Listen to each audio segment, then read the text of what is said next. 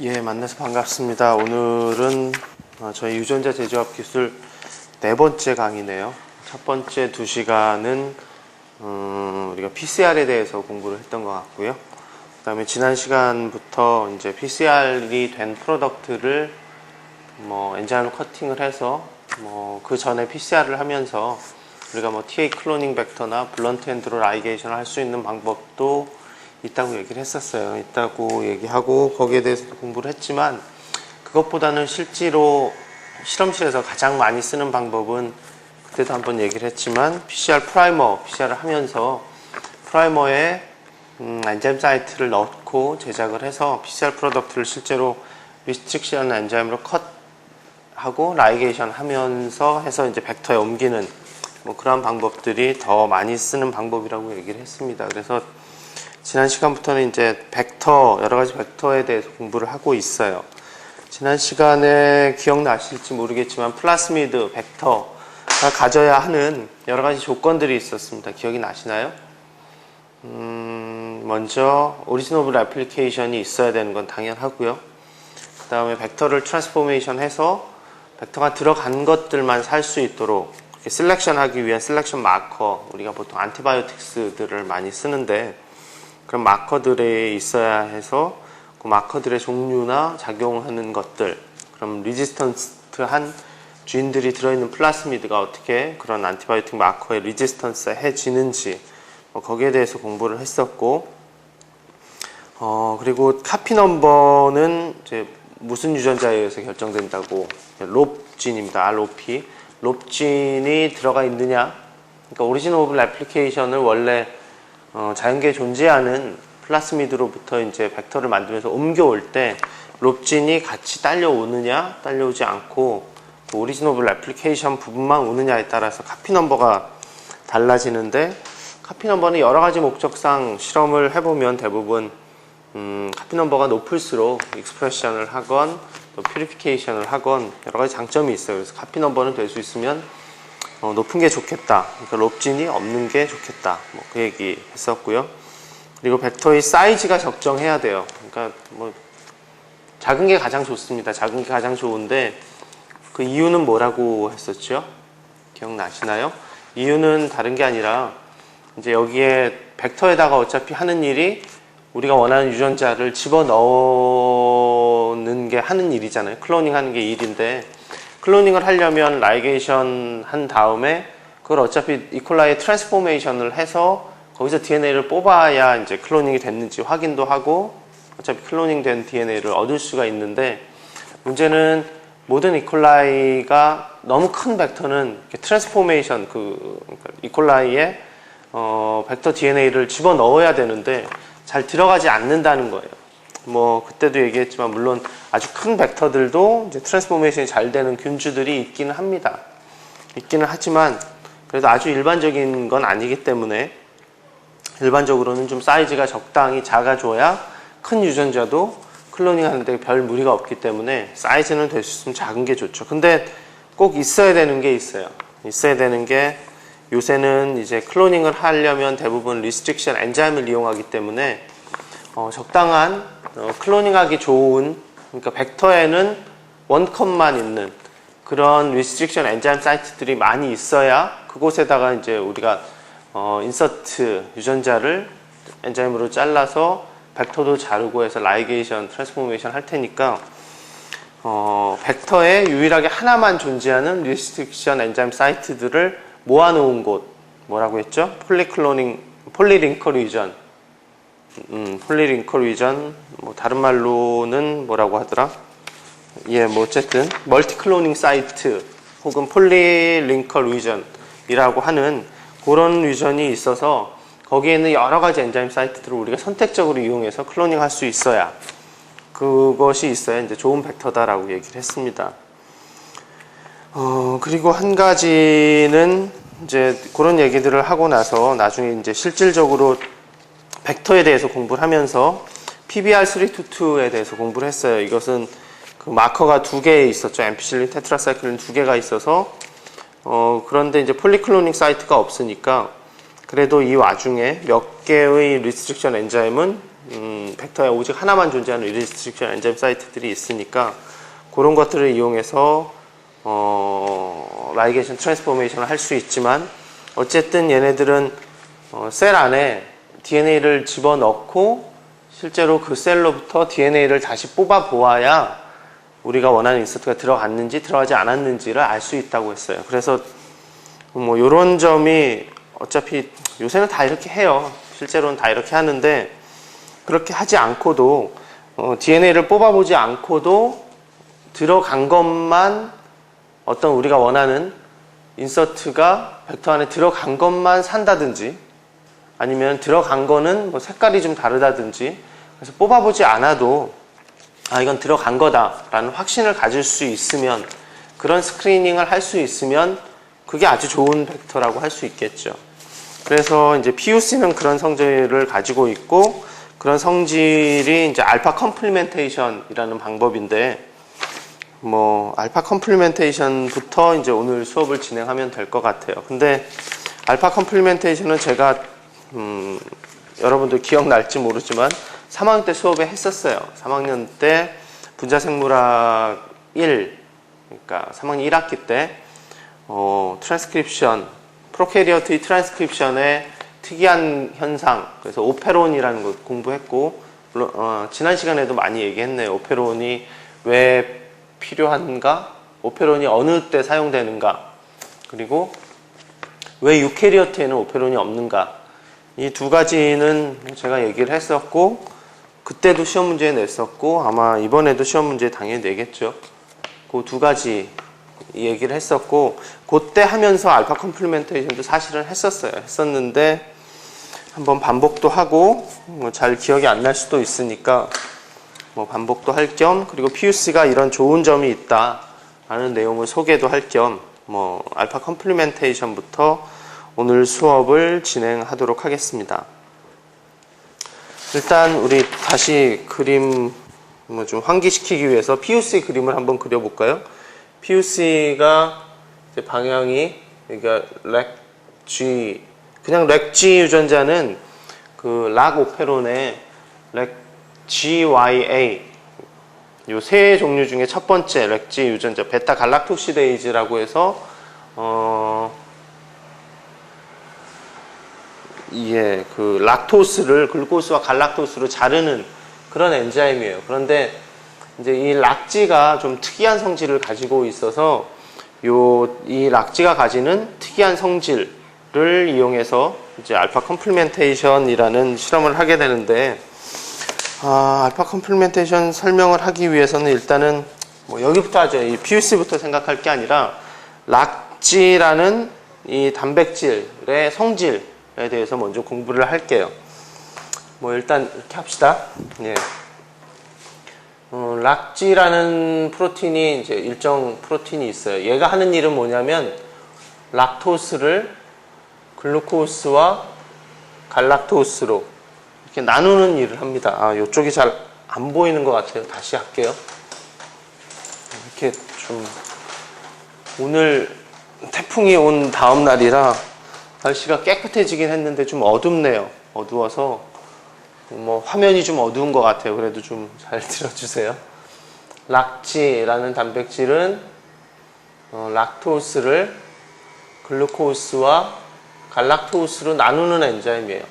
그러니까 원래 미생물이 자라기 위해서는 중요한 탄소원이 필요한데 대부분은 이제 글루코스를 쓰죠. 글루코스를 쓰다가 글루코스가 이제 완전히 고갈이 되면 글루코스 외에 이제 다른 탄소원을 찾는데 그 다음으로 찾는 게 이제 락토스예요. 왜냐하면 락토스는 미디아에 존재하면 락토스를 셀 안으로 데리고 들어오는 엔자임과 그것을 자르기만 하면 글루코스를 바로 사용할 수 있기 때문에 락토스를 선호해서 락지라는 엔자임, 우리 락오페론의 락지, Y, A가 있었는데 Y가 이제 셀 밖에 있는 미디아에 존재하는 이런 그 락토스를 셀 안으로 들여오는 그런 일을 Y가 하는 것이고 들어온 락토스를 G가 이제 잘라서 사용을 하는 거죠.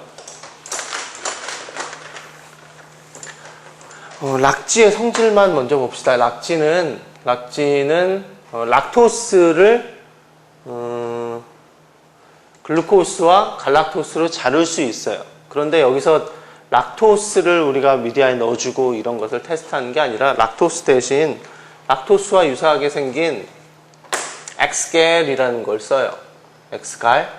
엑스갈이라는 것을 쓰면 얘는 뭐냐면 얘는 락지라는 엔자임에 의해서 잘리면 엑스갈이 잘리면 얘가 파란색이 나오는 파란색을 띠는 그런 성질을 가지고 있어요.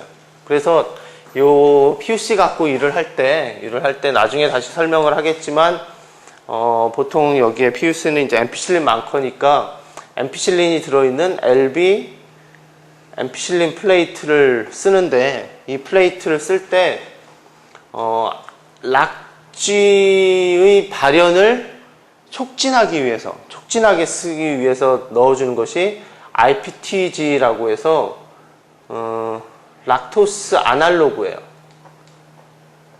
아날로그, 락토스와 같은 건데 문제는 여기 IPTG가 어디 나오나요?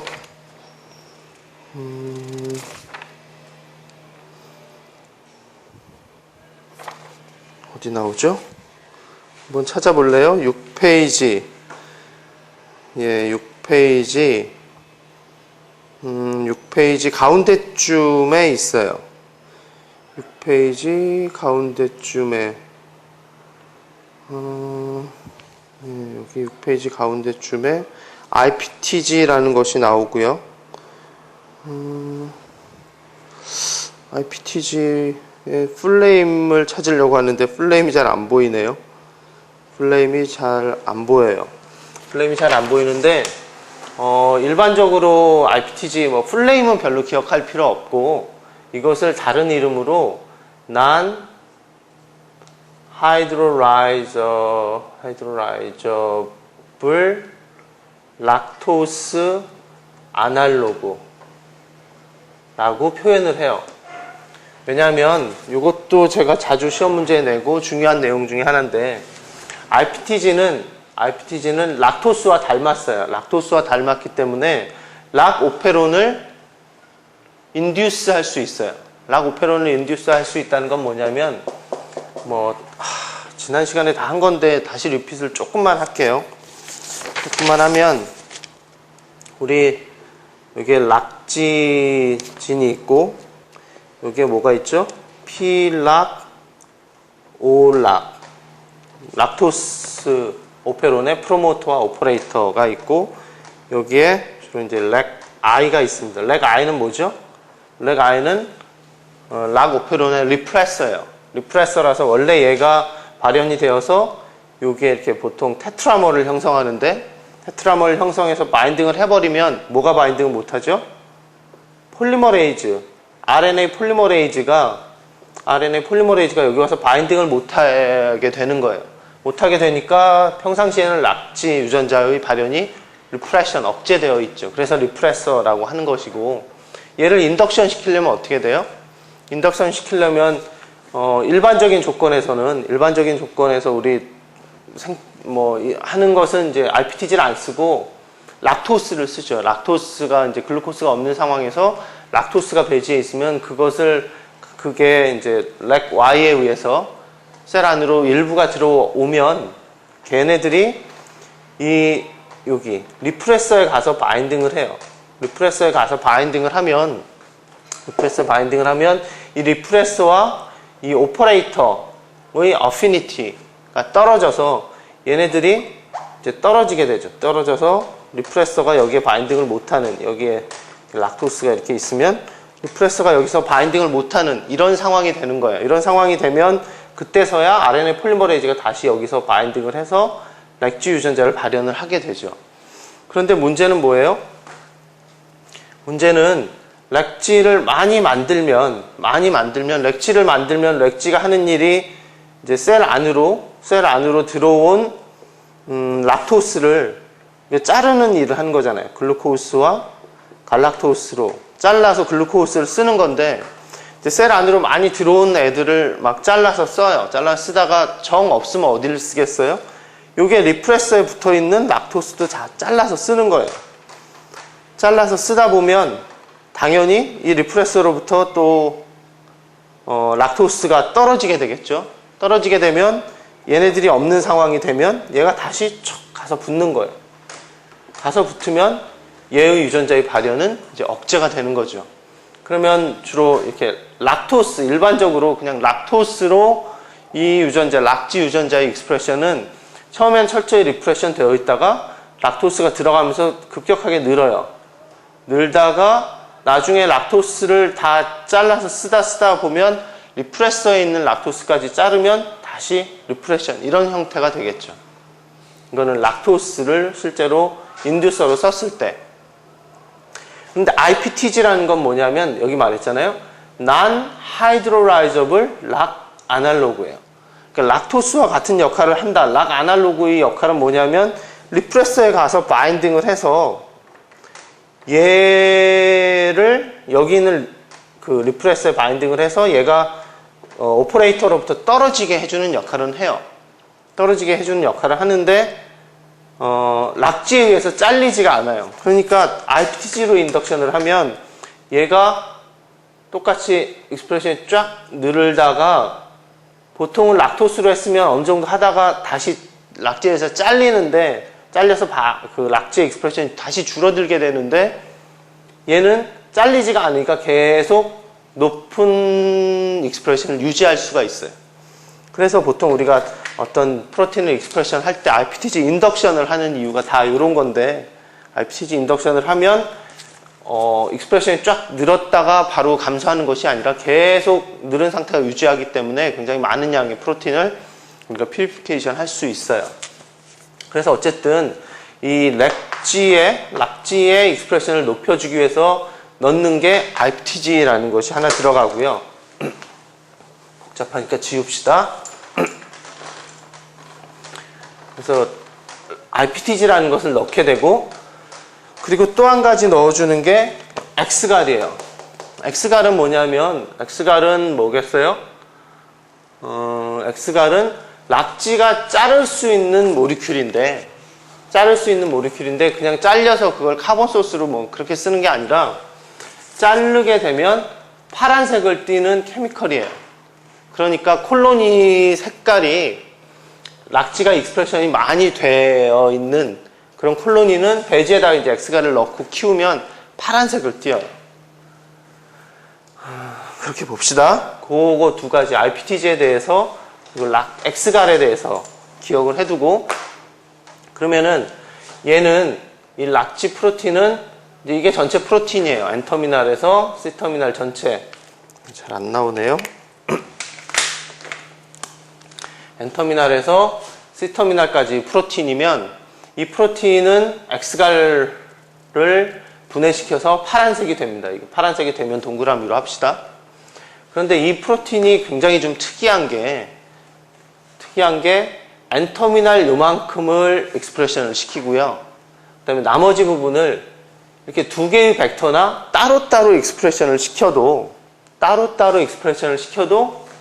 엑스갈을 잘라서 파란색 콜로니를 띨 수가 있어요. 그리고 또 한 가지 또 장점은 요건 그대로예요. 큰 거는 그대로고 작은 것도 여기다가 여기 가운데에다가 몇 개의 시퀀스를 더 넣어줘요. 그래서 요 검은 거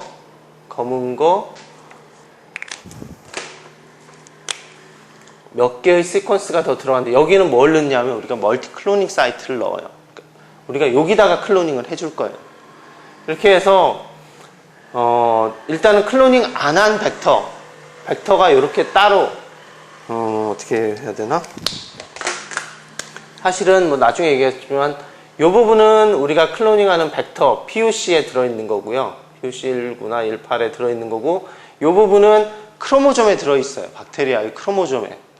그래서 원래는 그러니까 벡터 안에서 이 부분이 익스프레션 되는데 이 사이에다가 이제 멀티 클로닝 사이트를 넣으면 아무래도 이 사이에 불필요한 몇 개의 아미노 엑시드가 들어갈 텐데, 여기에 보면 한 18개의 아미노 엑시드가 들어가요. 6페이지 아래쪽에 보면 MP18, MP19 뭐 그런 게 있죠. 여기 한번 숫자를 보면 MP18 한번 봅시다. 여기에 아래 숫자가 써 있고 밑에 ATG 뭐 이런 게 써 있어요. 1, 2, 3, 4, 5, 6까지 번호가 있고 1, 2, 3, 4, 5, 6이 어디냐면 요거예요. 요 부분이고 그 다음에 1번부터 18번까지 또 표시가 있죠. 요 부분이 멀티클로닝 사이트고요. 그 다음에 요 부분 7, 8로 되어 있는데 사실은 몇 개 더 있어요. 몇 개 더 있는데 요 부분들이 그 6페이지에 그 시퀀스가 이런 부분이에요. 그러니까 요 앞에 1번부터 6번하고 7번, 8번만 표시가 되어 있는데 사실은 몇 개 더 있어요. 더 있는데 한 15개인가요? 그래서 요 부분을 일컬기를 렉지 델타 M15이라고 한 게 요게 15번까지. 그러니까 렉지의 앞부분 15번까지 아미노 액시드가 따로 익스프레션이 되는 거예요. 그런데 요 사이에다가 멀티클로닝 사이트를 이렇게 넣어요. 18개의 아미노 액시드가 더 끼어 들어가게. 근데 특이하게 얘네들은 요렇게 18개 정도 끼어 들어간 거는 참을 수 있나 봐요. 그래서 얘도 요렇게 익스프레션 되고 요렇게 익스프레션 되면 얘가 엑스가를 파랗게 만들어요. 잘라요. 엑스가를 잘라서 콜로니를 파랗게 만들 수 있어요. 그러니까 벡터를 그냥 트랜스포메이션해서 IPTG 엑스갈 플레이트에 깔면 얘는 파란색 콜로니가 나와요. 그러니까 뭐예요? 얘는 우리가 원래 하는 일은 여기다가 어떤 유전자를 집어넣을 거잖아요. 집어넣을 건데 안 들어간 벡터는 파란색 콜로니가 그냥 나온다는 거예요. 근데 들어가면 어떻게 돼요? 들어가면 요 벡터에 여기에 요것만 그립시다. 요 부분 이게 렉지 델타 M15번 요건데 요 사이에 요 빨간 부분이 멀티클로닝 사이트라고 했으니까 요 멀티클로닝 사이트에 우리가 원하는 유전자를 집어넣어요. 그러면 어떻게 되겠어요? 이렇게 되고 빨간 부분 요 부분이 잘려서 그냥 전혀 다른 우리가 원하는 유전자가 뭐 이만큼 보통 한 유전자면 보통 한 몇백, 5, 600 베이스 페어에서 보통 한 2, 3K 베이스 페어 정도까지 되거든요. 그러니까 굉장히 큰 게 이렇게 들어가고 이 부분은 셀의 크로모점에 이렇게 발현이 돼요. 그러면 이 둘 사이가 너무 떨어져 있어서 얘네가 발현이 되더라도 얘네들은 이 부분하고 합쳐져도 정상적인 락지로서 작용을 못해요. 정상적으로 작용을 못해서 얘는 파란색이 안 되고요. 파란색이 안 되고 화이트가 나와요. 보통 화이트 콜로니가 나와요. 그래서 우리가 PUC 벡터에다가 어떤 유전자를 PUC 엔자임 커트를 한 다음에 IPTG 엑스갈 플레이트에다가 인서트를 넣고 라이게이션 트랜스포메이션 시키면 콜로니 자체가 이렇게 화이트라고 합시다. 화이트 콜로니와 블루 콜로니가 이렇게 나오는데 이 중에 화이트 콜로니, 여긴 까맣지만 화이트 콜로니는 우리가 인서트가 들어갔다고 생각되는 거의 90% 이상 들어간 거는 화이트가 되고요. 안 들어간 거는 파란색 콜로니가 나와요. 그러니까 이거는 우리가 이것만 딱 보고 여기서 화이트 콜로니를 딱 떼서 LB 앰피실린 미디아의 그 액체 배지에 키운 다음에 거기서 DNA를 뽑아보면 거의 90% 이상 인서트가 들어간 DNA예요. 굉장히 편리한 방법이죠. 이거는 굳이 이 콜로니만 보고 콜로니의 색깔만 딱 보고 이게 우리가 원하는 그 인서트가 들어갔다 들어가지 않았다를 바로 판별할 수 있는 아주 좋은 셀렉션 방법이에요. 예. 의외로 쉽게 끝났네요. 저는 오래 걸릴 줄 알았는데 이 부분이 별로 헷갈리는 건 없죠. 여러분 3학년 1학기 때도 한번 들었고 뭐 기본적인 것은 일단 락지의 기본적인 성질이에요. 락지라는 단백질의 기본적인 성질이 큰 이것도 이거가 엑스가를 파란색으로 만든다. 이게 기본인데 문제는 얘를 이렇게 나눠서 익스프레션을 해도 이렇게 작은 부분, N터미널 부분, C터미널, 뭐 N터미널 몇 개 빠진 나머지 큰 부분을 따로따로 익스프레션을 해도 얘가 락지로서 작용을 한다는 것. 그리고 더 중요한 건 여기에다 멀티클로닝 사이트를 넣어서 약 18개의 아미노액시드가 여기에 들어간 요 폼도 액티브하다는 것. 그래서 얘도 X가를 잘라요. 그런데 우리가 인서트를 넣으면 이거보다 훨씬 큰 게 들어갈 테니까 얘는 엔자임으로서의 펑션을 못하기 때문에 얘는 화이트 콜로니가 나온다는 거. 요거를 기억해 주시고요. 아까 한번 살짝 하고 넘어갔지만 그냥 락지가 아니라 락토스로 락오페론을 인덕션 시켰을 경우 얘는 익스프레션 패턴이 어떻게 되고 RPTG로 하면 익스프레션이 계속 유지되는데 왜 그런지 RPTG 이름을 정확히 풀네임을 기억하지 말고 Non-Hydrolyzable Lactose Analog다. 락토스 아날로그라서 인덕션을 시킬 수 있는데 Non-Hydrolyzable이니까 락쥐에 의해서 잘리지가 않으니까 걔는 인덕션이 됐다가 줄어들지 않고 계속 유지된다. 그런 것을 좀 더 기억을 해주세요.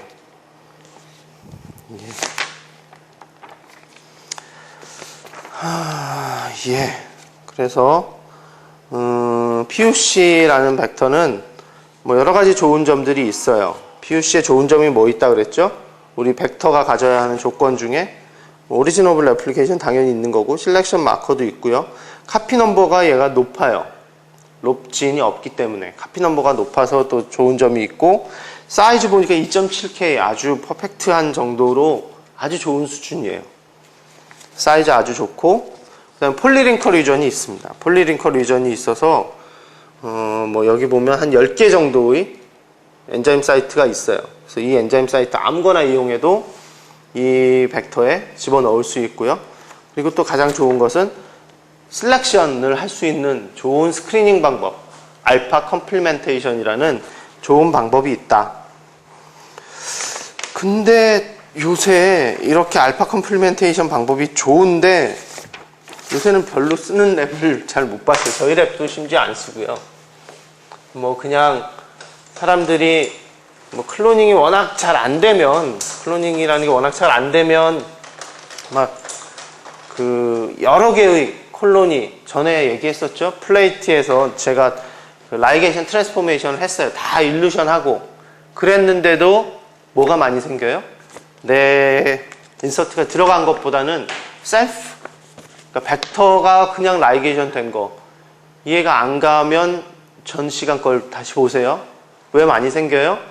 제가 리스트릭션 엔자임을 보통 2개를 자르잖아요. 양쪽을 2개를 자르는데 눈에 보이지 않는 만큼 안 잘린 게 있다 그랬어요. 그런 부분들 때문에 하여튼 서브 클로닝이라는 게 잘 될 때, 클로닝이라는 게 잘 될 때는 아주 쉽게 잘 돼요. PCR에서 뭐 대충만 해도 잘 되는 것 같은데 또 안 될 때는 계속 셀프만 생기면서 너무 많이 고생을 하거든요. 근데 중요한 건 어디서 어느 스텝에서 문제인지 잘 몰라요. 워낙 간단한 실험이기 때문에. 그렇지만 또 어차피 인비보에서 하는 실험이라 뭐 문제가 생겼을 때 어디가 문제인지를 찾기가 참 쉽지가 않아요. 그래서 보통 그냥 싹 갈아 엎어서 다시 하고는 하는데 뭐 근데 어쨌든 계속 했을 때 셀프만 계속 생긴다라고 하면 뭐 콜로니를 뭐 처음에는 라이게이션 트랜스포메이션에서 콜로니가 많이 떴다 그러면은 희망적으로 한 2개나 보통 한 4개 정도를 콜로니를 따서 우리 인서트가 들어갔는지 DNA를 뽑아서 DNA 뽑아보면 원래 벡터 사이즈보다 인서트가 들어가면 이제 더 커질 테니까 아가로스 젤에서 이제 더 커진 것을 찾고요. 그 다음에 리스트릭션 엔자임으로 딱 잘라서 우리가 원하는 벡터 사이즈와 우리가 원하는 인서트가 사이즈가 딱 젤에 보이면 아 우리 원하는 인서트가 여기 들어갔구나 라는 것을 알 수 있는데 이거는 이 방법은 알파 컴플리멘테이션은 그렇게까지 굳이 안 해도 뭐 물론 해야죠. 그 다음 스텝은 당연히 해야 되는데 그래도 확률적으로 인서트가 들어간 것만 우리가 찾아서 콜로니를 시드를 해서 보면 이제 거의 90% 이상의 확률이 있으니까 굉장히 좋은 방법이에요. 좋은 방법이긴 한데 이 방법을 안 쓰는 이유는 뭘까요? 안 쓰는 이유. 편리한 방법인데도 불구하고 좀 귀찮죠? 플레이트에다가 어쨌든 뭔가 IPTG와 X갈이라는 것을 더 넣어주고, 이거는 플레이트를 만들 때 넣어주는 게 아니고요. 만들 때 넣어줘도 돼요. 만들 때 넣어줘도 되긴 한데 이게 워낙, 이런 말 하면 되나? 비싸거든요. X갈이. 근데 저 같은 경우는 동물세포를 갖고 저희 실험실에서는 주로 일을 하니까 동물세포를 키우는 데는 돈이 엄청 많이 들어요. 되게 뭐 실험 하나 자체가 셀을 키우고 유지하는 것 자체가 굉장히 돈이 많이 드는 일인데, 뭐 거기에 비하면 굉장히 싼 거죠. 굉장히 싼 건데, 이 미생물을 주로 하시는 분들 쪽에서는 이 미생물 관련 시약 중에는 제일 비싸대요.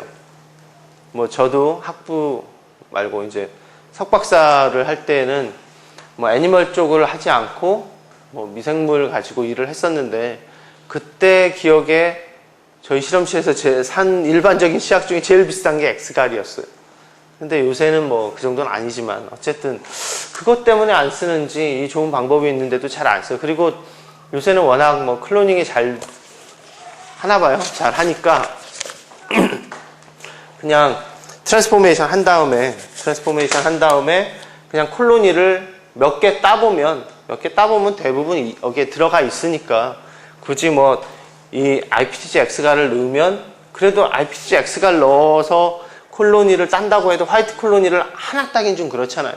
보통 한 2개, 뭐 어떤 사람은 미심쩍어 하는 사람은 3개 이렇게 따는데, 이걸 굳이 안 써도 그냥 일반적으로 그냥 이 방법 전혀 안 쓰고 이렇게 해도 보통 한 4개 정도를 따서 하면 이 중에 한두 개는 걸리더라고요.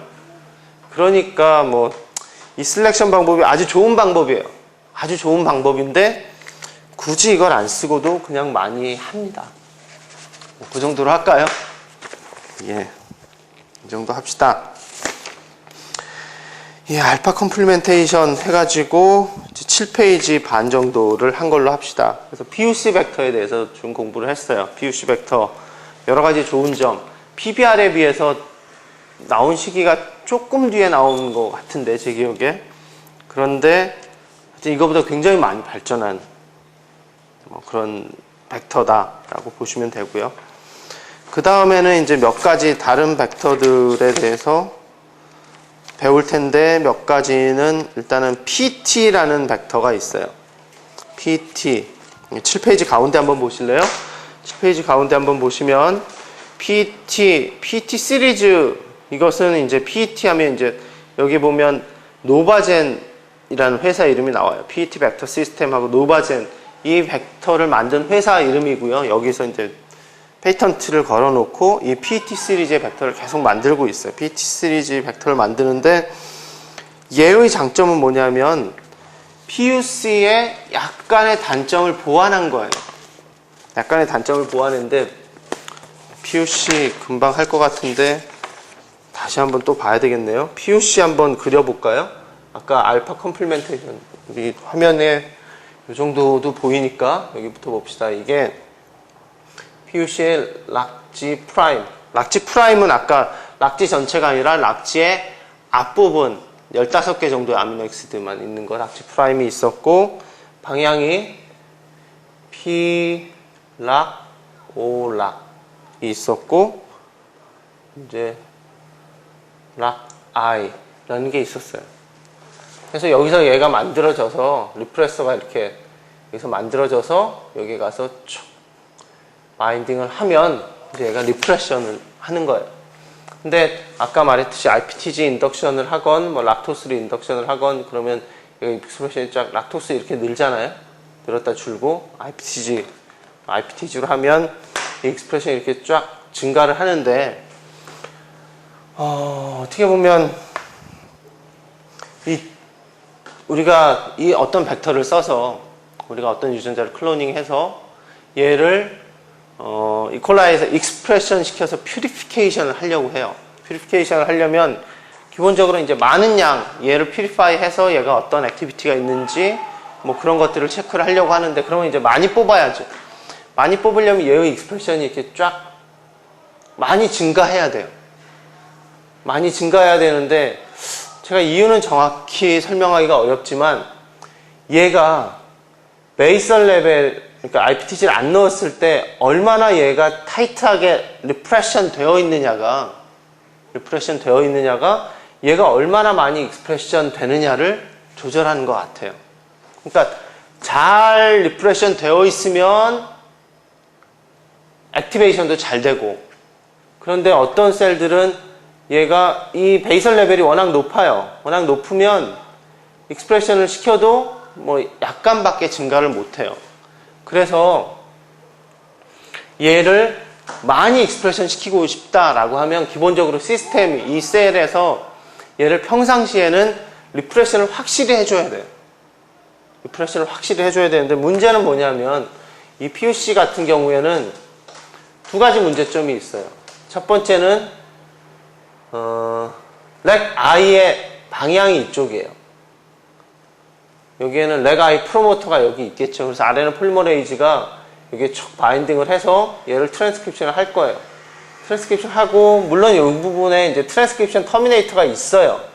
터미네이터가 있는데, 그래서 트랜스크립션이 여기서 멈춰야 되는데, 대부분이 여기서 멈추지 않아요. 대부분은 멈추지만 아주 일부는 이쪽으로 그냥 가요.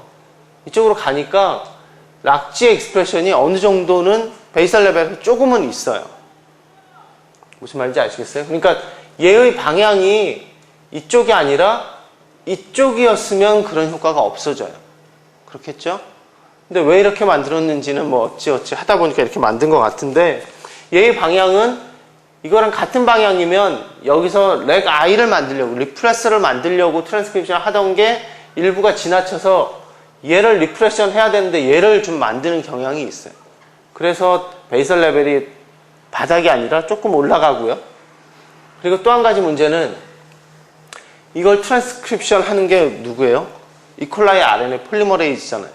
이콜라이 RNA 폴리머레이즈니까 이콜라이 RNA 폴리머레이즈가 얘는 항상 존재하는 거잖아요. 이콜라이의 RNA 폴이에요. 얘는 셀 안에 항상 어느 정도 이상의 양이 존재해요. 그러다 보니까 얘가 리프레서가 여기서 막는다고 했죠. 막는다. 리프레서, 프로틴이 DNA에 바인딩한다. 제가 몇 번 강의 시간에 여러 번 반복했던 얘기 중에 하나가 A와 B가 바인딩한다. 생체 내에서 어떤 프로틴 인터랙션을 하건 프로틴 DNA 인터랙션을 하건 둘 사이가 바인딩을 한다라는 것은 붙어서 절대 안 떨어진다가 아니라요. 붙었다 떨어졌다를 반복하는 거예요. 반복하는데 어피니티가 세다, 강하게 바인딩 한다라는 건 뭐냐면 붙어있는 시간이 많다라는 뜻이에요. 그러니까 붙었다 떨어졌다 하는데 붙었다가 오래 있다가 한번 떨어지고 붙었다가 오래 이런데 어피니티가 안 좋다라는 것은 정말로 붙었다 떨어졌다 하는 거고, 그러다 보니까 얘는 언제나 이 한 사이트를 놓고 여기 프로모터이기도 하고 RNA 폴리머레이즈에 리프레서가 붙는 오퍼레이터이기도 하지만 여기 한 자리를 놓고 폴리머레이즈가 붙느냐 리프레서가 붙느냐 요거를 경쟁을 하는 건데, 얘가 늘 붙어 있는 게 아니라 어느 한순간에 잠시 떨어져 있다가 또 붙고 이렇기 때문에 그 틈을 타서 RNA 폴리머레이즈가 여기 붙어서 트랜스크립션을 해버릴 수가 있어요. 그렇게 되면 또 베이스 레벨이 올라가요. 그러니까 이 PUC라는 벡터를 쓰면 IPTG를 인덕션 시키면 원래는 이렇게 돼야 되는데 대부분은 이런 정도예요. 그러다 보니까 이 익스프레션이 많이 증가하지를 못해요. 그래서 나온 게 이 PT라는 벡터예요. PT라는 벡터는 여기서 방금 설명한 것처럼 가장 먼저 바꾼 것, 눈에 띄는 게 락 오퍼레이터 보이죠? 이렇게 7페이지 가운데 그림을 보세요. 그러면은 뭐 오리진 오브 애플리케이션 앰프 있고요. F1 오리진이라는 게 눈에 띄는데, F1 오리진은 뭐냐면 경우에 따라서 요새는 별로 필요 없어요. 요새는 별로 필요 없는데 F1 오리진이면 여기 보면 7페이지 가운데 부분에 그림이 있고요. 그리고 아랫부분에 it has the following important element, 여러 가지 중요한 엘리먼트가 있는데 앰피실린 주인이 있고요. 콜리1 오리지너블 애플리케이션 있고 F1 오리지너블 애플리케이션 해놓고 allows single stranded vector to be produced when co-infected with M13 helper phage. 뭐 이거는 이제 싱글 스트랜드로 이 벡터를 뽑을 수가 있어요. 싱글 스트랜드로 벡터를 뽑으면 좋은 점이 예전에는 우리가 실험실에서 뭐 우리가 어떤 벡터 어떤 유전자를 여기다 벡터에 넣었다라고 하면 이 벡터가 정확히 우리가 원하는 게 벡터에 원하는 유전자가 들어갔는지, 그리고 이걸 갖고 이제 우리가 그 다음에 뭔가 막 실험을 하려면 뭐 PCR을 할 경우에는 앞에서 말했지만 이 유전자에 뮤테이션이 생기면 안 돼요. 그래서 다시 돌아가 보면 이것을 제가 그때 얘기했죠. PCR을 하고 유전자를 클로닝해서 이걸 갖고 뭔가 다음 실험을 하려면 에러 레이트가 낮은 택 폴리머레이즈, PFU를 써야 돼요. 그냥 일반적인 택을 쓰면 아무래도 에러 레이트가 좀 높기 때문에 어딘가에 이렇게 한 군데 에러가 생겨요. 한 군데 에러가 생기는데 이 에러가 생겼을 때 우리가 사일런트 뮤테이션이라고 하죠. 그 에러가 생겨서 뮤테이션이 일어났는데 보니까 아미노 엑시드 시퀀스는 바꾸지 않더라 라고 하면 별 문제가 아닌데 바꾸어서 아미노 엑시드 시퀀스가 바뀌더라. 그리고 그 아미노 엑시드 시퀀스가 모르는 거잖아요. 굉장히 이 프로틴의 펑션은 중요한 걸지도. 그렇게 되면 문제가 되니까 뭔가 이 다음에 클로닝을 한 다음에 이걸 갖고 무슨 일을 하려면 이걸 다 시퀀싱을 맡겨야 돼요. 시퀀싱을 해야 돼요. 근데 요새는 뭐 워낙 바이오 벤처들이 많고 그래서 시퀀싱을 그냥 회사에다 의뢰를 해요. 의뢰를 하는데 그러면 뭐 우리가 일반적으로 예전에 실험실에서 쓰던 나중에 한번 제가 강의를 할 텐데 뭐 맥상 길버트니 뭐 생어 메소드니 해서 시퀀싱 하는 메소드 주로 이제 생어 메소드라는 거, 다이디옥시 메소드라는 걸 써서 실험을 하는데 그런 방법을 해서 시퀀싱을 실험실에서 다 했었어요. 실제로. 시퀀싱을 다 해서 얘의 시퀀스를 다 밝혀보고 아 내가 원하는 시퀀스가 다 들어갔구나라는 것을 확인하고 그 다음 실험을 했거든요. 그런데 요새는 물론 그냥 회사에 맡겨요. 돈도 쌉니다. 뭐 기억에 한 몇천 원? 한 샘플당? 10,000원 안 하는 가격으로 뭐 시퀀싱을 여러 개 하면 뭐 큰 돈이 되겠지만 하여튼 굉장히 저렴한 가격에 시퀀싱을 할 수 있기 때문에 그것을 다 회사에 의뢰를 해요. 그래서 예전에는 뭐 이런 모리큘러 바이올로지 많이 하시던 랩에 가보면 우리 보통 SDS 페이지는 요만한 젤 걸잖아요. 근데 한 이만한 젤판이 누구나 있었어요. 왜냐면 뭔가 클로닝 하고 나서 시퀀싱을 해야 되는데 이런 것은 거의 이만한 젤을 쫙 걸어줘요. 나중에 얘기합시다. 뭐 하여튼 시퀀싱을 해야 되는데 시퀀싱도 이게 베이스 하나하나를 이렇게 가면서 읽어야 되니까 시퀀싱을 하면서도 시퀀싱이 또 잘 결과가 나와야 돼요. 그렇겠죠? 우리가 아무리 클로닝을 해서 이걸 갖고 뭔가 일을 하려고 하는데 시퀀스가 확인이 안 되면 무슨 일을 할 수 있겠어요? 그러니까 시퀀스를 계속 확인을 하려고 하는데 그 시퀀싱 하는 실험이 또 잘 안 되면 뭐 계속 난감한 경우잖아요. 그런데 시퀀싱을 할 때 이 템플레이트를 벡터를 시퀀싱을 하는데 프라이머를 이렇게 놓고 여기서부터 쫙 시퀀스를 읽어간다고 하면 이 시퀀싱 할 때도 이 프라이머가 벡터에 적절히 바인딩을 해야 되기 때문에 이것도 이제 디내추레이션 시킨 다음에 바인딩 시키겠죠. 근데 그럴 경우에 벡터가 싱글 스트랜드면 더블 스트랜드가 아니라 싱글 스트랜드면 훨씬 더 프라이머가 잘 바인딩 할 것이고 시퀀싱이 굉장히 쉬워져요. 그래서 싱글 스트랜드로 만들어서 파지 형태로 싱글 스트랜드로 벡터를 뽑게 되면 시퀀싱이 용이하기 때문에 옛날에는 이게 굉장히 큰 장점이었어요. 그러니까 싱글 스트랜드로 벡터를 뽑을 수 있다는 게 굉장히 큰 장점이었는데 요새는 뭐 어떻게 해줘도 회사에서 다 알아서 아주 잘 해줍니다. 그러니까 뭐 요새는 큰 걱정, 뭐 이게 굳이 장점이 아니고요. 괜히 말이 돌았는데 얘가 가지고 있는 장점은 PUC에 비해서 렉 I의 방향이 반대예요. 보이시나요? 가운데 그림 렉 I의 방향이 반대고요. 또 한 가지 특이한 게 락O 있죠? 락O 있는데 P락이 아니라 PT7이라고 되어 있어요. 보여요? 그림에서 PT7. PT7은 뭐냐면 뭐 이상한 얘기까지 다 해야 되는데 T7, 여기서 말하는 T7은 박테리오 파지 T7을 말하는 거예요. 박테리오 파지가 뭐죠? 박테리오 파지 바이러스의 일종인데, 바이러스는 우리가 일반적으로 얘기하기를 애니멀, 유캐리오트에 인펙션 돼서 거기서 기생하고 이렇게 사는 그런 것을 바이러스라고 하고요. 박테리아, 그러니까 프로캐리오트에 인펙션 돼서 들어가서 거기서 살다가 이렇게 나오는 람다 파지 뭐 이런 것들. 람다 파지? 람다 파지라고 하죠. 혹시 들어봤겠죠? 람다 파지. 파지가 그게 박테리오 파지라는 뜻이에요. 그러니까 박테리아에 인펙션 되는 바이러스를 박테리오 파지라고 하는데, 박테리오 파지가 여러 종류가 많이 있어요. 여러 종류가 많이 있는데, 여기서 T7을 굳이 쓰는 이유는 뭐냐면,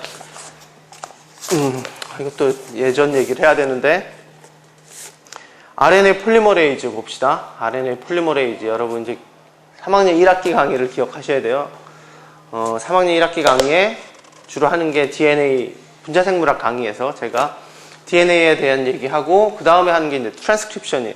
트랜스크립션에 프로캐리어트의 트랜스크립션, 유캐리어트의 트랜스크립션을 공부하는데, 트랜스크립션을 공부하기 위해서는 일단은 가장 중요한, 누가 트랜스크립션을 해요? RNA 폴리머레이즈죠. RNA 폴리머레이즈에 대해서 공부를 하고, 그 다음에 RNA 폴리머레이즈가 바인딩하는 DNA, 시퀀스, 프로모터라고 하죠. 그래서 프로모터가 어떻게 생겼는지를 보고, 그리고 유캐리어트 같은 경우에는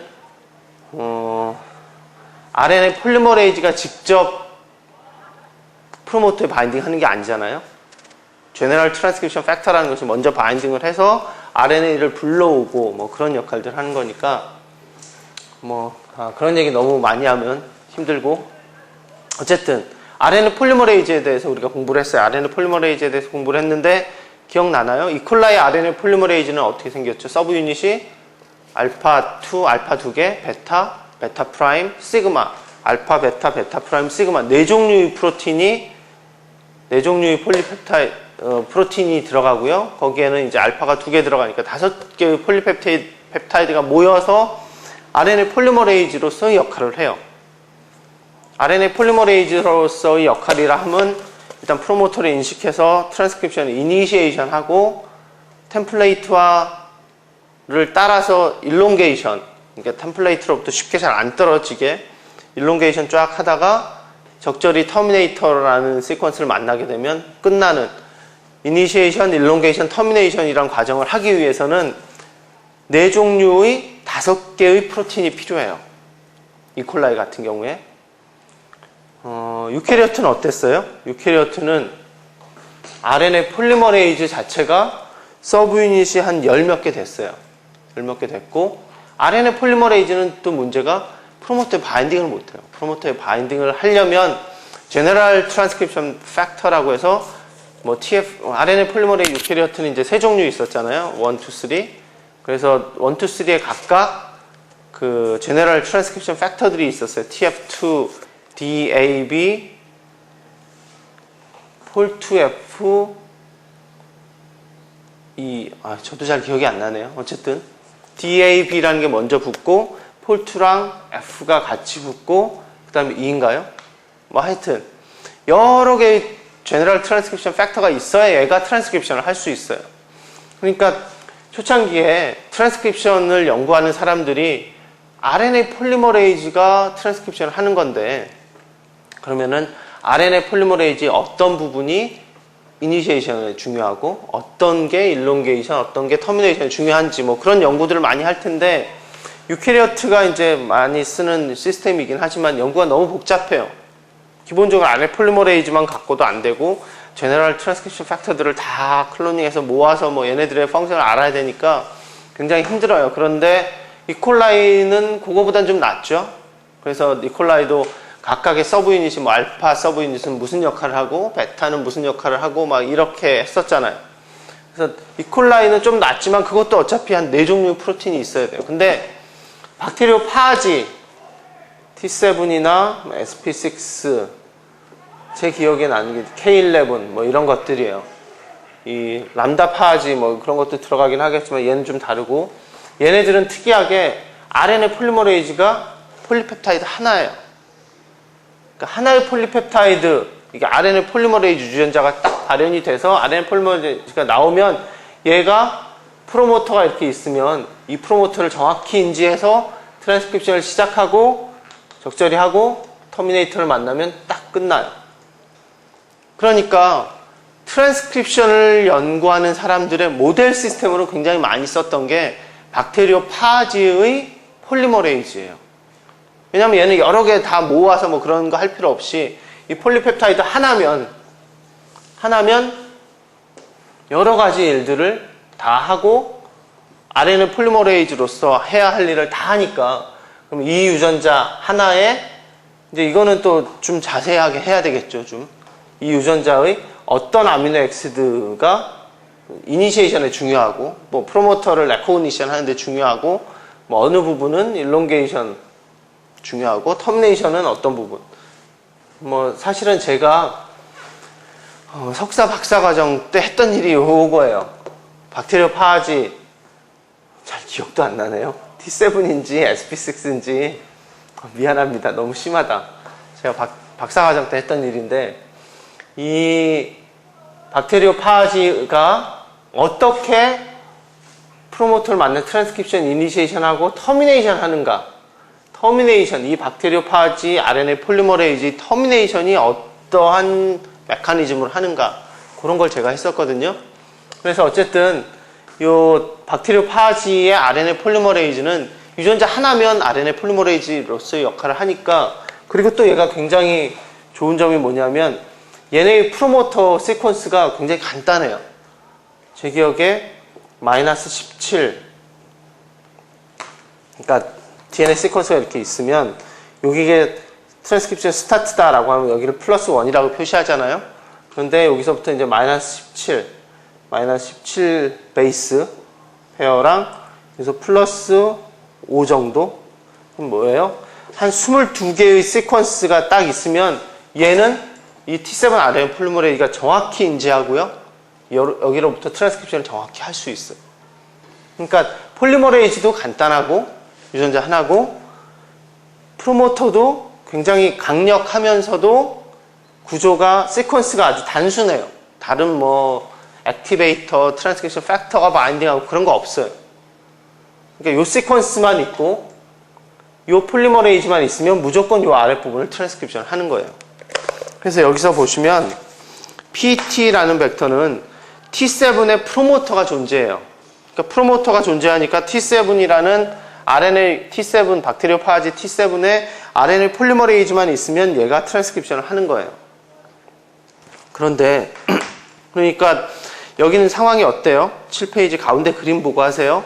렉 I가 방향이 이제 거꾸로 되어 있어요. 거꾸로 되어 있어서 여기 렉 I로부터 리프레서가 만들어지겠죠? 만들어지면 렉 오퍼레이터에 가서 바인딩하고 리프레션 하고 있겠죠? 근데 얘가 문제는 뭐냐면 렉 I가 문제가 아니라 PUC보다 장점이 2가지 있어요. PUC의 단점 2가지를 완전히 완벽하게 보완을 한 게 렉 I의 방향이 일단 바뀌어 있어요. 그쵸? 바뀌어 있고, 두 번째는 PUC에서는 이 프로모터가 이콜라이 프로모터잖아요. 그러니까 이콜라이 RNA 폴리머레이즈, 늘 이콜라이, 이게 지금 다 이콜라이 안에서 일어나는 일이니까 이콜라이 안에는 이콜라이 RNA 폴리머레이즈가 늘 존재하는데, 그거랑 리프레서랑 컴피티션 하다 보니까 리프레서가 잠시 떨어지면 이콜라이 RNA 폴리머레이즈가 붙어서 트랜스크립션 해버릴 수 있는 여지가 있어요. 근데 얘는 T7 RNA 폴리머레이즈는 셀에 있는 게 아니거든요. 늘 발현할 필요가 있는 게 전혀 아니에요. 그러니까 그 발현량이 굉장히 뭐 뒤에 나오는데, 하여튼 걔의 발현이 굉장히 낮아요. 아니, 원래 이콜라이에는 없어요. 원래 이콜라이에는 없는데, 이거를 이 벡터를 사용해서 뭔가 일을 하려면 T7, 박테리오 파지 T7의 RNA 폴리머레이즈가 어딘가에 있어야 되는데 어디에 있냐면 박테리아 지놈상에 들어있어요. 그러니까 박테리아의 지놈상에 박테리오파지 T7의 RNA 폴리머레이즈가 이미 지놈상에 들어있는 그런 박테리아를 썼을 때 이 벡터를 사용하는 거예요. 아시겠어요? 그러니까 이 벡터를 사용을 하는데 그러니까 어쨌든 그거 먼저 봅시다. 그러면 어떻게 들어있는지 뒷페이지에 보시면 8페이지에 보시면 그림이 하나 있어요. 여기에 잠시 지우고요. 어떤 그림이 있냐면 가운데 8페이지 가운데 이렇게 있죠. 그리고 이렇게 돼 있는 게 이게 뭐냐면 지놈이에요. 박테리아의 지놈인데 지놈 상에 여기에 필락이니까 이콜라이 프로모터가 바인딩하는 거. 여기에 오락. 그러니까 얘네도 컴피티션 하겠죠. 여기 어딘가에 렉 I가 있죠. 그러니까 지놈상에도 렉 I가 있고 우리 벡터상에도 있어요. 어쨌든 렉 I가 평상시에는 여기에 가서 바인딩을 하고 있어서 막는데 그 아래에 T7 RNA 폴리머레이즈 유전자가 들어있어요. 그러니까 요거는 마찬가지죠. 요거는 아까 요 리프레서랑 여기에 가서 T7 RNA 폴리머레이즈를 발현하는 엔자임은 뭐예요? 이콜라이 RNA 폴리머레이즈. 이콜라이 RNA 폴리머레이즈가 여기 가서 바인딩을 하면 얘를 만들고 리프레서가 붙어 있으면 못 만들고, 그래서 RPTG 인덕션을 딱 하면 RPTG가 붙어서 얘가 딱 떨어져요. 이 리프레서가 떨어지면 이콜라이 RNA 폴리머레이즈가 쭉 발현해서 T7 RNA 폴리머레이즈가 만들어져요. T7 RNA 폴리머레이즈가 만들어지면 아까 PT7에 가서 바인딩하고 락5 여기에 이거는 PT 시스템이에요. 그러니까 이게 다 한 셀에 있는 거예요. 지놈상에 이렇게 있고 이건 벡터로 있고. 다시 정리합시다. 이콜라이 RNA 폴리머레이즈가 평상시에는 여기에 프로모터에 바인딩 못하고 있어요. 그러다가 RPTG가 들어오면 이 리프레서를 떨어뜨리고 이콜라이 RNA 폴리머레이즈가 여기 가서 바인딩을 해서 T7 RNA 폴리머레이즈를 만들면 이 T7 RNA 폴리머레이즈가 여기에도 평상시에는 락 오퍼레이터니까 우리 유전자는 여기 있는 거예요. 여기에 리프레서가 이렇게 붙어 있겠죠. 그러다가 락 RPTG 인덕션 하면 얘도 떨어질 거고, 그래서 여기서 T7이 만들어지면 얘가 이리 와서 트랜스크립션을 하는 거예요. 그러니까 PUC는 아까 요것만 있었잖아요. 요것만. 요 시스템. 이게 T7 RNA 폴리머레이즈가 아니라 우리가 원하는 유전자. 그러니까 이콜라이 RNA 폴리머레이즈가 이 리프레서랑 경쟁을 하다 보니까 리프레서가 완벽하게 리프레션을 못 해주고 조금 뭐 한 10%라고 칩시다. 한 10%라도 이콜라이 RNA 폴리머레이즈가 이 락지진, 아까 PUC는 여기가 락지였죠. 이 유전자를 발현을 해요. 그런데 얘 같은 경우는 한 10%는 똑같이 T7 RNA 폴리머레이즈가 나오겠죠. 그런데 여기서 한 번 더 컴피티션을 해야 돼요.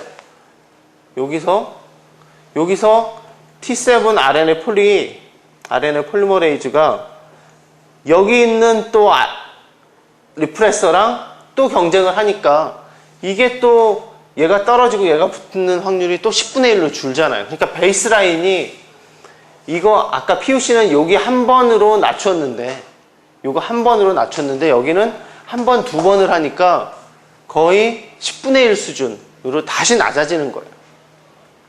이해가 가시나요? 그러니까 PUC보다 일단 렉 I의 방향이 반대고, 그래서 꽤 많이 PUC가 아까 렉 I의 방향도 그렇고 원래 스물스물 나오는 것 때문에 이렇다 그랬잖아요.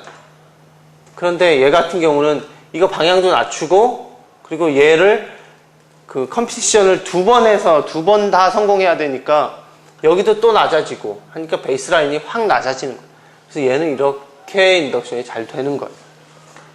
아시겠어요? 그러니까 PET 시스템이 PUC가 가지고 있는 좋은 점은 그대로 취하고 나쁜 점을 고쳤어요. 두 가지를 고쳤습니다. 일단 렉 I의 방향을 바꿨고, 죄송합니다.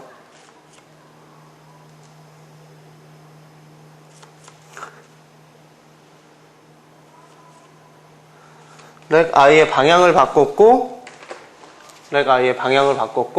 그 다음에 이 유전자를 트랜스크립션, 우리가 원하는 유전자를 트랜스크립션 하는 게 이콜라이 RNA 폴리머레이즈가 아니라 T7 RNA 폴리머레이즈를 씀으로써, 그리고 락 리프레서와 경쟁을 2번 이겨야 베이스라인으로 트랜스크립션을 할 수 있기 때문에 베이스라인을 낮출 수가 있어요.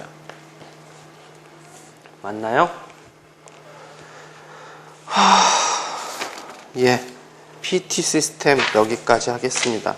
그래서 PT 시스템, PT 벡터가 이제 이렇게 또 다른 벡터가 있다. 뭐 이 정도 하죠. 이해가 갈 것 같죠? 이해가 가야 되는데, 예, 잘 안 가시면 이 동영상 강의의 장점을 살려서 한 번만 더 들으세요.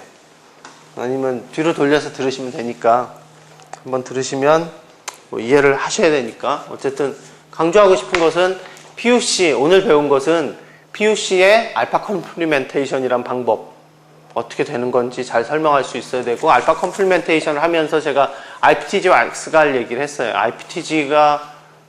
IPTG로 인덕션 하면 뭐 작년에 했던 얘기지만 락토스보다 장점이 있어요. 익스프레션 패턴이 계속 유지된다는 거. 난 하이드롤라이저블 락토스 아날로그라는 거 기억하시고요. PET 시스템은 PUC가 가지고 있는 단점 두 가지를 극복한 거다. 그래서 리프레션 할 때 확실히 리프레션 해주기 때문에 인덕션을 했을 때 쫙 더 인덕션이 되어서 이 시스템을 가지고 보통 다 프로틴 퓨리파이 할 때 많이 쓰는 시스템이에요. 예, 프로틴 퓨리파이 하기 위해서, 퓨리파이 안 해봤죠? 프로틴 퓨리피케이션. 저도 사실 한번 요 다음 벡터를 써서 한번 해봤어요. 근데 거의 안 하는데, 제가 이콜라이에서 어떤 유전자를 발현을 했어요. 발현을 하고 그 유전자를 발현하면 이제 단백질이 만들어지겠죠. 그럼 그 유전자가 무슨 일을 하느냐를 알기 위해서, 또 경우에 따라서 또 여러 가지 목적을 위해서 발현을 시킨 다음에 그 발현된 프로틴을 이콜라이 내에서 그냥 두고 어떤 피노타입을 보는 게 아니라 퓨리피케이션 해야 될 필요가 있어요. 이게 단백질만. 그렇게 하기 위해서, 퓨리피케이션을 용이하게 하기 위해서 만든 벡터가 있어요. 그게 그 다음에 보시면 PTRC, Ptrack 히스 벡터. 히스라고 하시면 될 것 같아요. 히스 태깅, 뭐 보통 그렇게 얘기를 하는데, 어떻게 보시면 되냐면, 어떤 프로틴을 우리가 셀 내에 어떤 프로틴을 이런 프로틴을 많이 익스프레션을 시켰어요. 벡터에다 넣고 이 프로틴을 많이 익스프레션 시켜도 이 프로틴을 셀 내에 있는 다른 프로틴과 구분해서 얘만 우리가 퓨리피케이션을 하고 싶다라고 하려면 고전적인 방법, 전 잘 몰라요. 뭐 생화학 쪽을 잘 안 해봐서 잘 모르긴 하지만 프로틴 컬럼이라는 것을 걸어야 돼요. 프로틴 컬럼이라는 것을 걸어서 얘의 어떤 특이한 성질을 이용해서 여러 가지 컬럼을 걸어서 얘만 이제 퓨리피케이션을 해야 되는데, 그러려면 보통 컬럼 웍이 한 2개, 3개, 보통 한 컬럼, 2컬럼, 3종류의 컬럼 정도를 걸고 나서 이제 프로틴 퓨리파이 해서 쟤를 SDS 페이지를 걸면 거의 원밴드가 90% 이상의 순수도를 가지고 이렇게 퓨리피케이션이 된다. 근데 컬럼 걸고 또 걸고 또 걸고 하는 게 이게 굉장히 번거롭고 힘든 일이에요.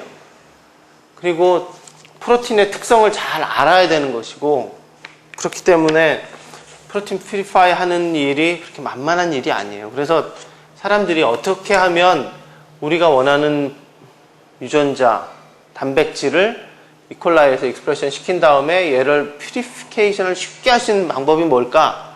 라고 생각한 결과 여기 히스 벡터라는 게 나오는데, 여기 봅시다.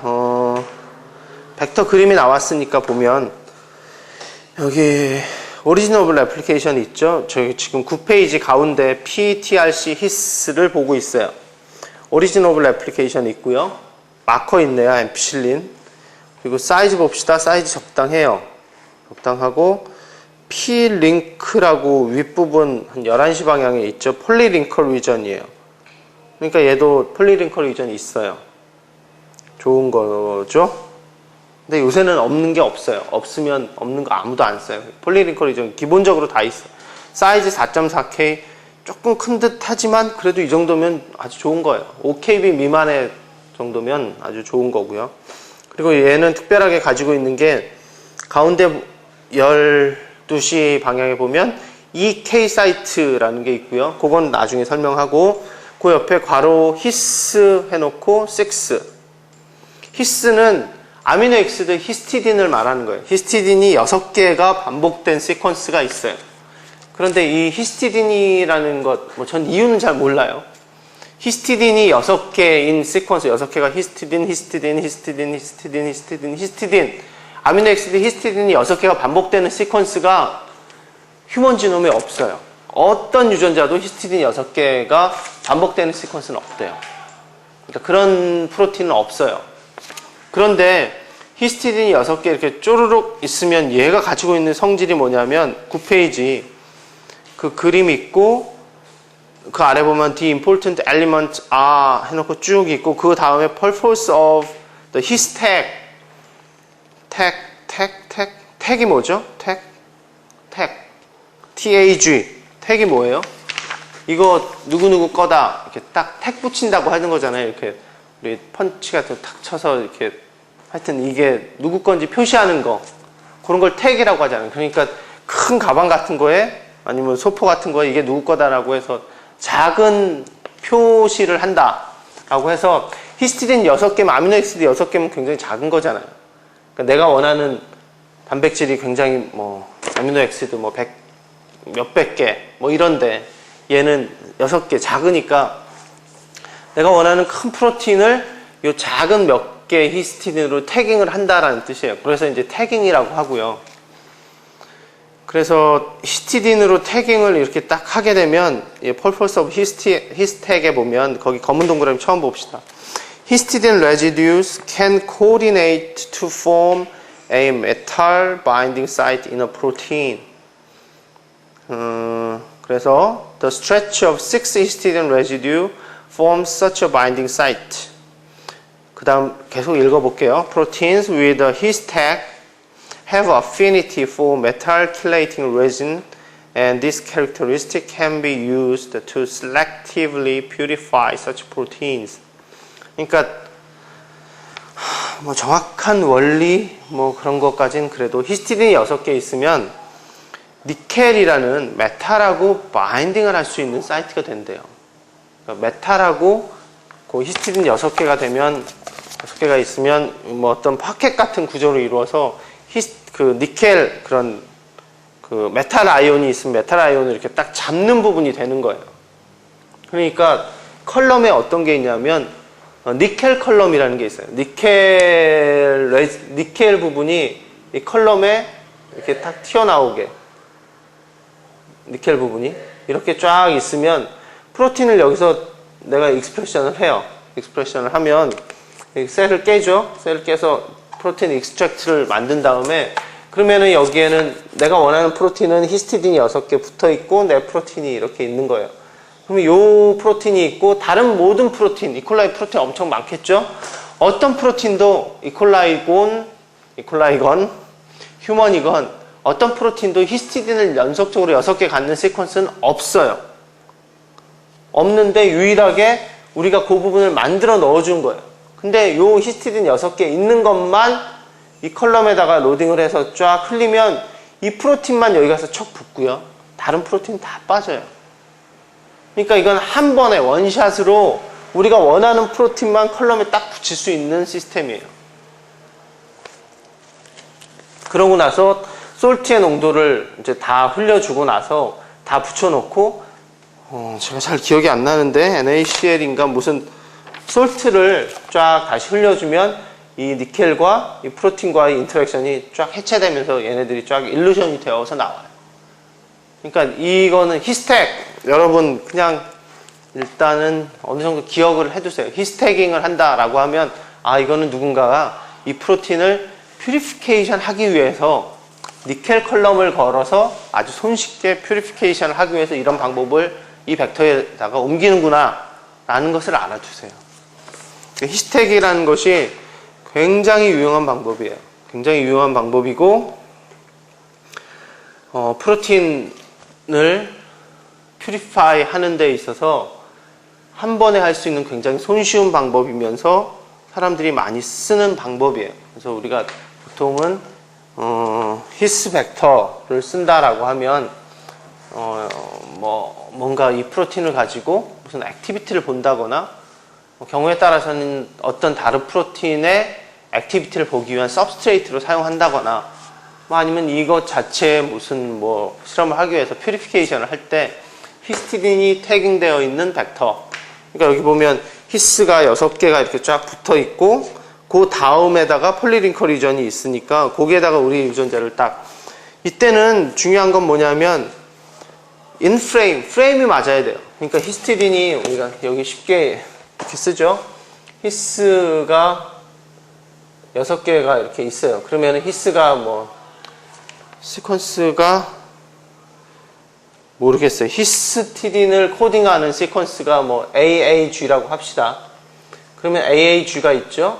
그리고 AAG가 있을 것이고 이게 6개 나오겠죠. 4, 5, 6개. 그리고 우리 사이트를 여기서부터 이렇게 발현이 되면 우리 주인을 요 뒤에다가 붙여야 되는데 늘 요 프레임에 맞게 붙여야 돼요. 그러니까 우리 프로틴이 여기가 AUG면 ATG면 요게 프레임에 맞게, 요게 하나라도 틀려버리면, 엇갈려버리면 우리가 원하는 주인이 발현되는 게 아니라 전혀 다른 프로틴이 발현되는 거예요. 그러니까 프레임에 맞춰야 된다. 이런 태깅을 할 때는 프레임에 맞추는 게 굉장히 중요하다. 요건 자세히 설명 안 해도 되겠죠? 잘 모르시겠으면 게시판에 질문을 하시고 토론방에서 한번 해보세요. 그러니까 프레임을 맞추는 게 굉장히 중요하다. 그 얘기 하나 하고요. 거기 보면 특이하게 벡터에 EK 사이트가 하나 있어요. EK 사이트. EK 사이트가 뭐냐면 9페이지 제일 아래 부분 Purpose of the EK cleavage site. Although the his tag can allow rapid and selective purification of a cloned protein, the presence of this his residue may prevent normal function of the protein. 그러니까 내가 원하는 프로틴이 이만큼인데 어쨌든 얘는 여기 꼬리에다가 히스티딘을 6개 다는 거잖아요. 다는 거니까 원래 이거 없는 프로틴이랑은 정확히 똑같은 건 아니죠. 어쨌든 얘 6개가 더 있잖아요. 근데 요것들은 6개 보통 굉장히 작은 거기 때문에 이 프로틴의 어떤 펑션의 대부분은 크게 영향을 미치지 않아요. 미치지 않는데 경우에 따라서는 방송에 이런 말 해서 그렇지만 재수가 없으면 내가 클론한 이 유전자를 퓨리피케이션 하는데 퓨리피케이션은 히스태깅이 돼 있으니까 돼요. 되는데 얘가 무슨 어떤 카이네이즈 액티비티가 있다라고 확실히 알려져 있는 건데 실제로 실험을 해보면 아무리 해도 카이네이즈 액티비티가 안 나와요. 그럼 뭐냐면 요 부분이 얘의 구조를 카이네이즈로서의 구조를 이루는데 방해를 한다라는 뜻이거든요. 그러니까 요 부분을 제거를 해주고 퓨리파이를 해야 돼요. 아니, 퓨리파이를 한 다음에 요 부분을 제거해줘야 돼요. 요 부분을 딱 제거를 해주지 않으면 문제가 될 수 있으니까. 그래서 여기 그림상에서 보면 여기 화면을 좁은 부분밖에 못 쓰기 때문에 계속 지워가면서 여기 보시면 방향은 이쪽이죠. 여기에 방향이 이쪽이에요. 지금 9페이지 그림 보면서 하는 거예요. 여기에 히스가 6개 있죠. 6개 있고 그 다음에 여기에 EK 사이트, 엔테로카이네이즈 맞나요? 뭐죠? 엔테로카이네이즈 레코그니션 사이트, EK 사이트가 있고요. 그 다음에 폴리링커 리전 있어요. 그런데 그러면 히스티딘이 있는 거, 그러니까 히스티딘이 6개가 이렇게 발현이 될 테고요. 그다음 EK 사이트가 뭐냐면 여기 보시면 여기 purpose of hisTag의 위에 an enterokinase cleavage recognition sequence aspartic acid 4개 라이신 하나 둘셋넷 라이신 그리고 여기에 폴리링커 리전이 쫙 있고 요것도 이제 우리가 여기다가 무언가를 유전자를 딱 집어넣겠죠. 근데 아까 말한 것처럼 요 프레임이 계속 3개가 맞아야 돼요. 딱 맞고 우리 거가 ATG가 이렇게 정확히 딱 시작돼야 되고 맞죠? 근데 여기는 이제 히스고요. 이게 EK 사이트면 이게 히스 연결되고 히스 엔테로카이네이즈 시퀀스 있고 여기 폴리링커 리전이 몇 개 있어서 여기도 아미노엑시드가 뭐 몇 개 들어갈 거고 그 다음에 우리 게 쫙 나오는 거예요. 이렇게 쭉 나오는 태깅이 히스만 있는 게 아니라 몇 개가 더 붙죠 사실은. 근데 퓨리피케이션 할 때는 얘 때문에 퓨리피케이션을 하고 혹시나 요 앞에 있는 것 때문에 문제가 될까봐 얘 프로틴을 가지고 어떤 액티비티 어세를 해본 다음에 그게 뭐 죽어도 안 된다 라고 하면 그 다음에 할 수 있는 게 요걸 자르는 거예요. 자르는데 엔테로카이네이즈가 프로티에이즈거든요. 프로티에이즈인데 프로틴인데 요 시퀀스 아스파틱 엑시드 4개랑 라이신이라는 것을 인지해서 요 부분을 어느 부분을 잘라요. 요 부분이 없으면 뭐 물론 폴리링커 리전에 여기 좀 있죠. 요거까지는 어떻게 할 수가 없어요. 그래서 내가 원하는 프로틴만 거의 존재하도록 이런 태깅을 제거하는 스텝이 필요하다. 경우에 따라서. 그래서 이거 같은 경우는 대부분 지금 히스를 여기는 이게 어디에 N터미널이죠. 그리고 프로틴이 연결되고 이게 C터미널, 뭐 스탑, UAG 뭐 이런 식이거든요. 그런데 아무래도 구조를 프로틴 어떻게 생겨요? 기억해 봅시다. 프로틴 N터미널부터 C터미널로 프로틴이 만들어져요. N터미널이 먼저 라이보솜이 mRNA 쫙 있으면 라이보솜이 바인딩해서 N터미널이 이렇게 만들어져요. 계속 만들어진 게 그냥 실처럼 쫙 리니어하게 있는 게 아니라 그랬잖아요. RNA 트랜스크립션 할 때 폴리머레이즈가 RNA 만들 때도 그렇고 프로틴도 라이보솜이 프로틴을 만들면 얘가 구조를 형성을 해요.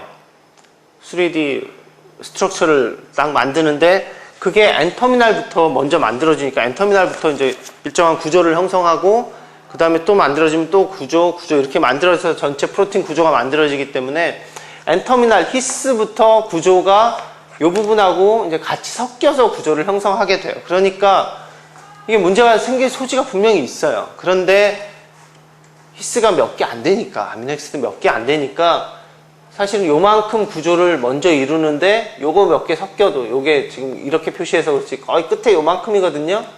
그러니까 요거는 요 구조를 이루는데 큰 영향을 미치지 못할 거다라고 해서 큰 영향이 없고 실제로 거의 없어요. 거의 없는데 재수가 없으면 요게 영향을 미쳐서 요 부분의 폴딩이 잘못돼 버리면 또 카이네이즈 액티비티 뭐 얘의 엔자이매틱 액티비티가 안 나올 수 있기 때문에 분명히 문제가 될 소지는 있어요. 그래서 그 소지를 아예 없애려고 대부분은 요새는 많이 C터미널에 태깅을 해요. 히스를. 그러면 내 부분 프로틴이 먼저 만들어지고 폴딩하고 얘도 어떻게 보면 또 마지막에 이 부분하고 이 부분이 더 있어서 구조가 뭐 문제가 생길 수도 있지만 대부분은 N터미널에 태깅을 하는 것보다는 C터미널에 태깅하는 게 더 안전해요. 안전한데 뭐 사정상 경우에 따라서 N터미널에 태깅하기도 하고요. C터미널에 태깅하기도 합니다.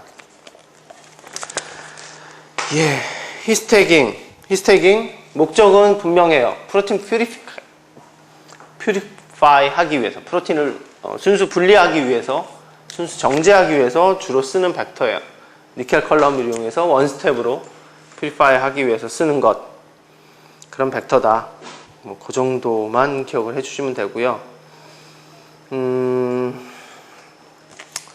벡터 얘기는 이제 원래는 파지 벡터까지 오늘 하려고 했는데 좀 시간이 거기까지는 안 되겠어요. 시간을 보니까 지금 1시간 반이 조금 됐는지 뭐 1시간 반에 가까운 것 같으니까 오늘은 여기까지 할까 하다가 조금만 여기까지만 합시다. 여기까지만 하고 제가 다음 시간에는 오늘은 좀 생각보다 진도를 잘 못 나갔네요. 반복을 좀 해서 그런 것 같은데, 다음 시간에는 요 태깅 얘기를 조금만 더 할게요. 저 여기서는 이제 히스 태깅 얘기만 했는데, 사실은 뭐 플렉 태깅, HA 태깅, 믹 태깅, 그리고 이와 또 유사하게 GST 퓨전 프로틴 뭐 이런 것들이 있거든요. 그러니까 이런 것들은 왜 사용하는지 뭐 그런 얘기들을 잠시 하고, 그 다음에 파지 벡터에 대해서 공부를 좀 하고, 원래 오늘 파지 벡터까지 다 하려고 그랬는데 뭐 사정상 좀 그러네요. 그래서 다음 시간에 파지 벡터까지 하고, 그 다음에 이어서 할 거는 Manipulation of DNA 였던 것 같아요. 그러니까 DNA 맨 처음에 이제 Restriction Enzyme 얘기를 좀 할 거고, 그 다음에 하여튼 서브클로닝 내지는 클로닝을 할 때 많이 사용하는 엔자임들에 대해서 좀 공부를 하려고 합니다. 그러니까 뭐 그렇게 하도록 합시다. 수고하셨습니다.